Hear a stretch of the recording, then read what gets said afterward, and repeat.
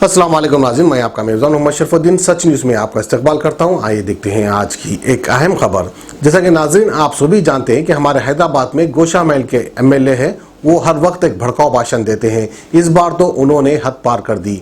उन्होंने कहा कि मुझे सिर्फ 5 मिनट दे दो, बिना किसी सिक्योरिटी के मैं पहुंच जाऊंगा और दोनों भाइयों को भी आ जाओ बोलो। अब वो दो भाई कौन है आप बेहतर जानते हैं।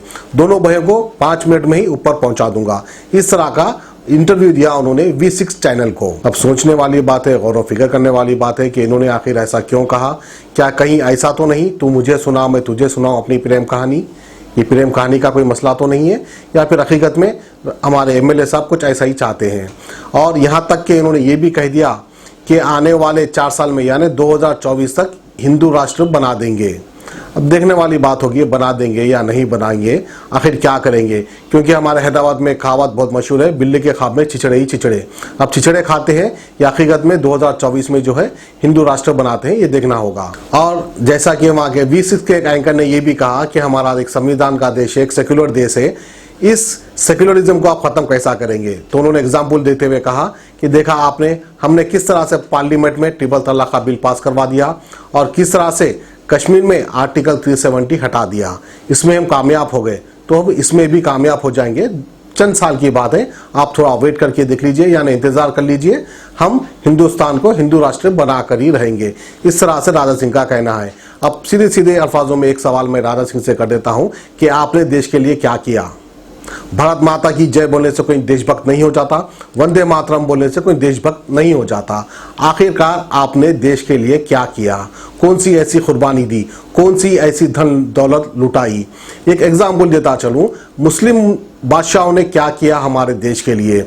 उनकी बादशाहत जाने के बाद भी हमारे हैदराबाद के निज़ाम बादशाह जो है हिंदुस्तान को 5 टन सोना दिया था, जबकि हमारे देश के बुरे हालत चल रहे थे चीन और पाकिस्तान को लेकर। क्योंकि एक तरफ से चीन वार कर रहा था तो एक तरफ से पाकिस्तान वार कर रहा था। हमारी हुकूमत उस टाइम पे कंगाल हो चुकी थी, तो हमारे निजाम बादशाह ने 5 टन सोना दिया था उस वक्त के प्राइम मिनिस्टर श्री लाल बहादुर शास्त्री जी को। तो इन्होंने क्या दिया और किसने क्या दिया, आपने यहाँ तक के गुरुम्बे के पाकिट तक नहीं दिए, तो आप देशभक्त कैसा हो गए। और यहाँ तक हमारे इस देश की आज़ादी में जब हमारे देश में अंग्रेज़ों की हुकूमत चल रही थी, उस वक्त इतने ऐसे मुस्लिम शहीद हुए अंग्रेज़ों से लड़ते लड़ते। आपने क्या किया, आपके पूर्वजों ने क्या किया, कोई तारीख कोई तहरीर है तो बताओ। उस वक्त के मुस्लिम उलमा, मुस्लिम आलिम दीन उस वक्त जलसे मुनक़िद कर कर आवाम को इकट्ठा करते थे और जलसे कर कर आवाम को समझाते थे कि अंग्रेज़ों से किस तरह लड़ना है, किस तरह से एकजुट होना है। सब एकजुट होकर लड़ने के बाद ही हमारे इस देश को आज़ादी मिली। और अंग्रेज़ों से पहले मुग़ल सल्तनत ने 600 साल हुकूमत की और वो सेक्युलर दिमाग रखने वाले थे, सेक्युलर ज़हनियत रखने वाले थे। अगर वो सेक्युलर नहीं रहते तो सोचो हिंदुस्तान में सबसे ज़्यादा पॉपुलेशन इस वक्त किसकी होती। जाहिर सी बात है आप समझ गए होंगे। लेकिन हमारे बादशाहों ने ऐसा नहीं किया। अकबर बादशाह की आज तक भी मिसाल दी जाती है, इस तरह के एक सेक्युलर बादशाह थे।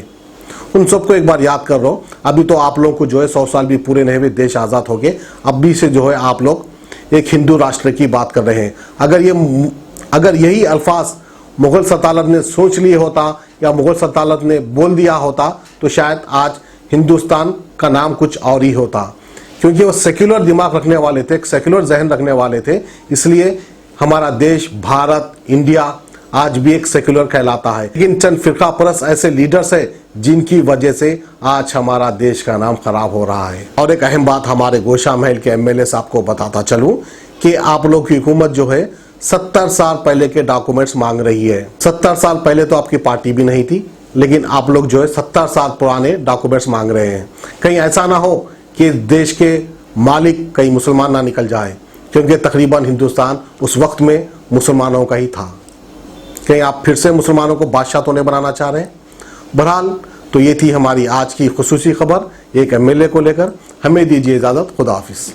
किडनी के अमराज से परेशान मायूस लोगों के लिए खुशखबरी, R&S यूनानी फार्मेसी किडनी और गॉल ब्लैडर स्टोन के खात्मे का जरिया। अब UNI स्टोन कैप्सूल्स के जरिए खात्मा कीजिए। No operation, no side effects, 100% result.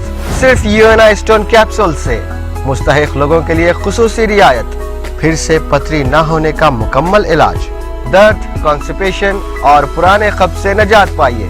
आज ही तशरीफ लाएं। R&S यूनानी pharmacy, first floor, syndicate bank, Bahadurpura x road, Hyderabad. Contact 9703 939 436 9063 383760।